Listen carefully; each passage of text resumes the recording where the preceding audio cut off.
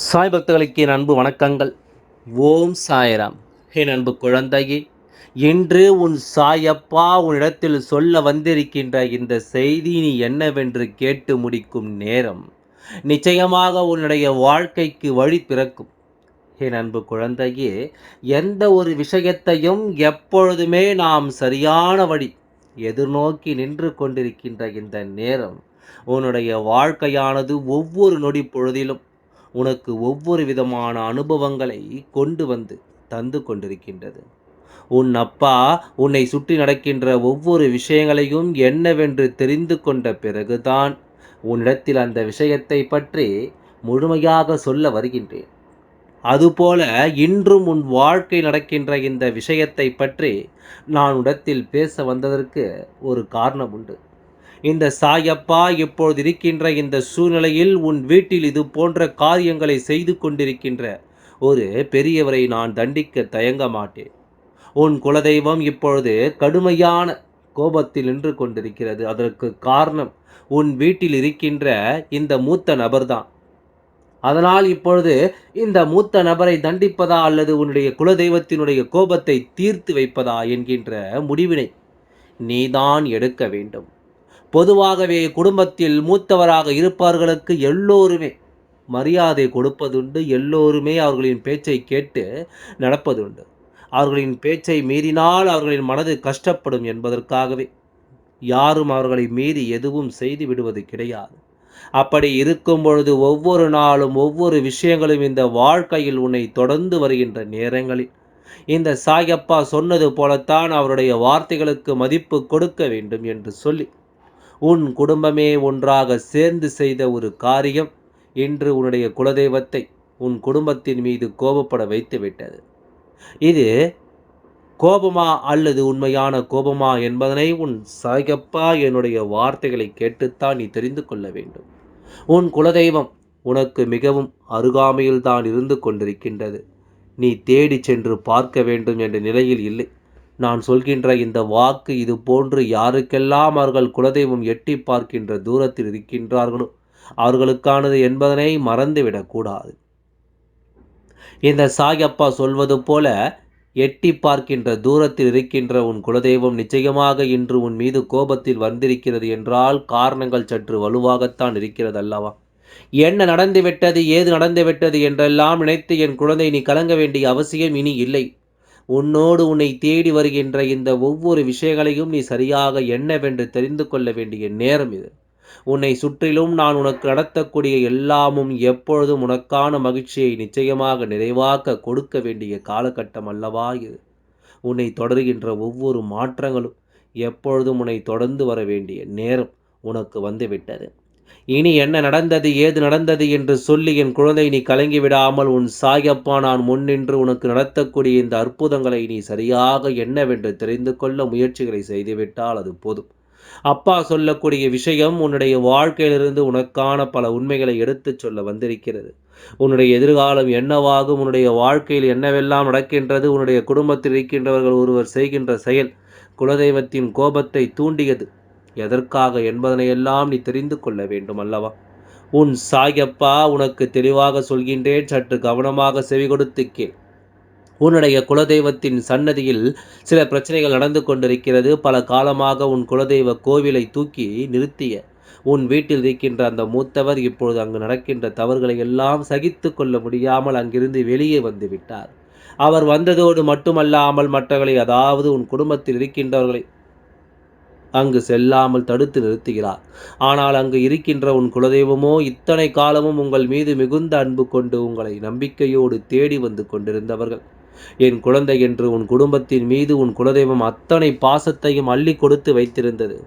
என்ன பிரச்சனை என்றாலும், என்ன நடந்தாலும் யாரிடத்தில் சொல்கிறோமோ இல்லையோ உன் குலதெய்வத்திடம் சொல்லிவிட வேண்டும் என்று ஒட்டுமொத்த குடும்பமும் ஒன்றாக போய் நின்று கூடிய இடம். நல்லது நடந்தால் உடனடியாக உன் குலதெய்வத்தை தேடி சென்று விடுவார்கள். கஷ்டம் வந்தால் மனதளவில் அவரிடத்தில் அந்த விஷயத்தை சொல்லி புலம்புவார்கள். இப்படியாக தாயும் பிள்ளையுமாக எப்பொழுதும் பிணைப்போடு இருந்துவிட்டு இப்பொழுது யாரோ செய்த தவறுக்காக குலதெய்வ கோவிலை நாடி செல்லாமல் இருக்கலாமா? உன் குலதெய்வம் இதைத்தான் யோசிக்கிறது. உன் குலதெய்வம் என்ன சொல்கிறது தெரியுமா? என்னுடைய குழந்தைகள், நான் பெற்ற குழந்தைகளாக பார்த்து கொண்டிருக்கின்ற என் குழந்தைகள் இப்பொழுது எவனோ செய்த காரியத்திற்காக என்னை விட்டு விலகி நிற்கிறதே. நான் தாயாக, தந்தையாக நான் என் குழந்தையை தேட மாட்டேனா? என் குழந்தையின் மீது அன்பு கொண்டு என் குழந்தை வருகின்ற வழி எங்கே என்று நான் பார்த்து கொண்டிருக்கின்றேன். என் சன்னதியின் வாசலை அல்லவா பார்க்கின்றேன். என் குழந்தை எல்லோரும் எப்பொழுது வருவார்கள் என்று இங்கு இருக்கின்றவர்கள் எல்லோருடைய மனதிலும் கள்ளமும் கபடமும் ஒளிந்து கிடக்கின்றது. எல்லோரும் ஏதாவது ஒன்றை மனதில் வைத்து கொண்டு தான் என்னை தேடி வருகிறார்கள். ஒரு சிலர் பெருமைக்காக செய்கிறார்கள், இன்னும் சிலர் மற்றவர்கள் பார்த்து பொறாமைப்பட வேண்டும் என்று செய்கிறார்கள். இன்னும் சிலர் இங்கு பெரியவர் என்பது தான் இங்கு பெரியவர் என்பது போல செய்கிறார்கள். இப்படியாக இவர்கள் ஒவ்வொருவரும் செய்து கொண்டிருக்கின்ற இந்த செயல்களில் எல்லாம் எனக்கு உடன்பாடு இல்லை. நான் ஒருபொழுதும் இவர்களுக்கு நல்ல ஆசிகளை வழங்கிவிடப் போவதும் இல்லை. அப்படி இருக்கும் பொழுது என் குழந்தை உன்னை கண்டால் தானே எனக்கு மனது சந்தோஷப்படும் என்று தன்னை தேடி வரவில்லை என்று தன் குழந்தைகளின் மீது செல்ல கோபம் கொள்கின்றார்கள். உன்னுடைய குலதெய்வம், உன் குலதெய்வம் பேசியது உனக்கு புரிகின்றதா? மற்றவர்கள் செய்கின்ற சூழ்ச்சிகள் உன்னை அவர்களிடத்திலிருந்து பிரிக்க வேண்டும் என்பதற்காகத்தானே என்று தெரிந்து கொண்ட பிறகும் அவர்கள் சொல்வது எல்லாம் சரி என்பது போல நடந்து கொண்டது மிகப்பெரிய தவறல்லவா? அவர்கள் எண்ணியது போலவே உன் குலதெய்வம் பேசியது உனக்கு புரிகின்றதா? மற்றவர்கள் செய்கின்ற சூழ்ச்சிகள் உன்னை அவர்களிடத்திலிருந்து பிரிக்க வேண்டும் என்பதற்காகத்தானே என்று தெரிந்து கொண்ட பிறகும் அவர்கள் சொல்வது எல்லாம் சரி என்பது போல நடந்து கொண்டது மிகப்பெரிய தவறு அல்லவா? அவர்கள் எண்ணியது போலவே உன் குலதெய்வத்திடமிருந்து அவர்கள் உன்னை பிரித்துவிட்டு மிகப்பெரிய சாதனை செய்தது போலல்லவா அவர்கள் உணர்ந்து கொண்டிருக்கிறார்கள். இதற்கு நீ வாய்ப்பு கொடுத்தது மிகப்பெரிய தவறு என்று தான் உன் குலதெய்வம் வருத்தப்படுகின்றது.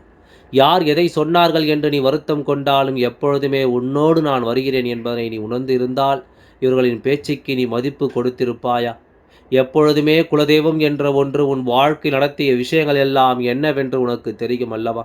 அவர்கள் உன் மீது கொண்ட அன்பு உனக்கு என்னவென்று புரியும் அல்லவா? அப்படி இருக்கும்போது என் குழந்தை, நீ எதற்காக இதை விட்டு நீ இருக்கக்கூடாது என்று சூழ்நிலையிலும் இதை நீ தவிர்த்திருக்கக்கூடாது.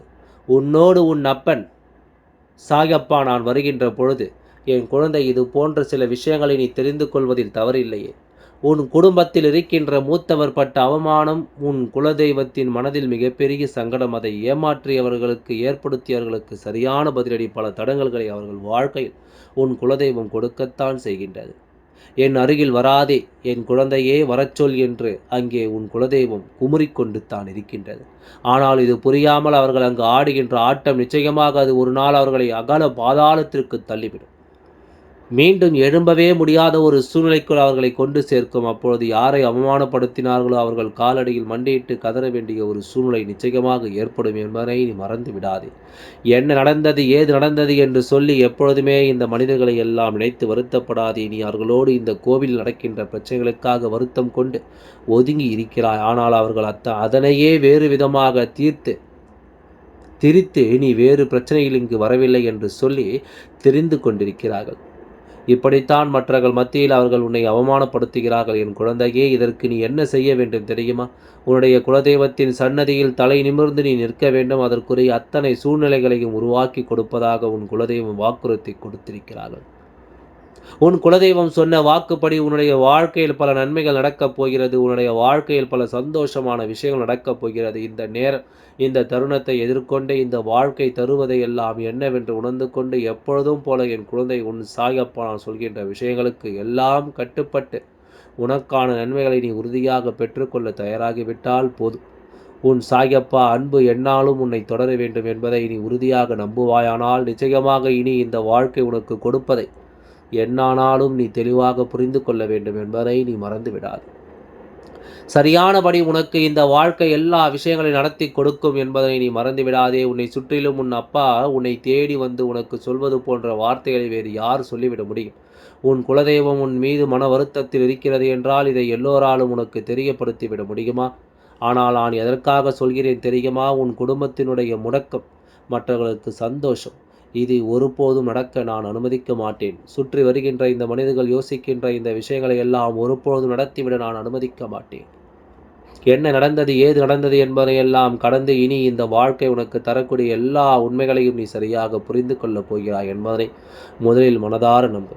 உன்னை தேடியும் இந்த வாழ்க்கை இதுவரையிலும் கொடுத்திட்ட அற்புதங்கள் சர்வ நிச்சயமாக இனியும் ஏதாவது ஒரு வகையில் உனக்கான மன உறுதியை நிச்சயமாக கொடுக்கும் என்பதை நீ புரிந்து கொள்ள வேண்டும். உனக்கான மன மாற்றத்தை நிச்சயமாக இவையெல்லாம் ஒன்று சேர உன் வாழ்க்கையில் உனக்கே உனக்கானது கொடுக்கும் என்பதை நீ புரிந்து கொள்ள வேண்டும் என்பதை மறந்து விடாதே. இந்த நேரம் இந்த வாழ்க்கை இனி தருகின்ற அற்புதங்கள் அத்தனையும் உன்னை தேடி வந்து உனக்குரிய சந்தோஷத்தை உனக்கென மீட்டுக் கொடுக்கும் என்பதை நீ மறந்து விடாதே. எல்லா நிலையிலும் உனக்கு சேர வேண்டிய விஷயங்கள் அத்தனையும் நிறைவாக உன்னை வந்து சேரும். எல்லா சூழ்நிலையும் இந்த வாழ்க்கை உனக்கு தரக்கூடிய விஷயங்கள் ஒவ்வொன்றும் நிச்சயமாக உன்னை வந்து தழுவ வேண்டும். அப்பா சொன்ன வார்த்தைக்கு மறுபேச்சு கிடையாது. நான் சொன்ன வார்த்தைகள் ஒவ்வொன்றும் உன்னுடைய நிச்சயமாக சரிபடுத்தி கொடுக்கும். இந்த வாழ்க்கை நீ விரும்பிய உண்மைகளை எல்லாம் எப்பொழுதும் உனக்கே உனக்கானதாக மாற்றி கொடுக்கும் என்பதை நீ மறந்து விடாதே. இந்த அப்பாவினுடைய அன்பினாலும் அரவணைப்பினாலும் நீ எப்பொழுதும் நீ நல்ல நிலைக்கு வர வேண்டும். உன் வீட்டில் இருக்கின்ற மூத்தவருக்கு இதையெல்லாம் சொல்லி சற்று புரிய வைக்க வேண்டும். ஒருவேளை அவரே என் வார்த்தையை கேட்டுக்கொண்டிருப்பார். ஆனால் நிச்சயமாக இந்த அப்பாவின் வார்த்தைகளுக்கு மதிப்பு கொடுத்து உன் குலதெய்வத்தின் சன்னதியை தேடி சென்று விடுவாய் என்பதுதான் உண்மை. அவரின் மனது எப்பொழுதும் வேதனைப்படும் பொழுது எல்லாம் தன்னுடைய அப்பாவாக நினைத்து தன் தாயையும் தன் தந்தையும் தேடி செல்கின்ற இடம் உன் குலதெய்வத்தின் சன்னதி அல்லவா? அங்கு செல்லவே முடியாத ஒரு சூழ்நிலை அவரின் மனது அவரை ஒரு கட்டுப்பாட்டுக்குள் வைத்திருக்கிறது என்றால் நிச்சயமாக இதையெல்லாம் எண்ணி ஒருபொழுதும் கலங்கிவிடக்கூடாது. இதையெல்லாம் யோசித்து ஒருபொழுதும் மனம் விரும்பிவிடக்கூடாது. ஆகையால் எதை பற்றியும் நினைக்காதே. உன் குலதெய்வம் உன் இடத்தில்தான் இருக்கின்றது. உன் இஷ்ட தெய்வமான உன் சாயப்பாவும் உன் இடத்தில்தான் இருக்கின்றேன்.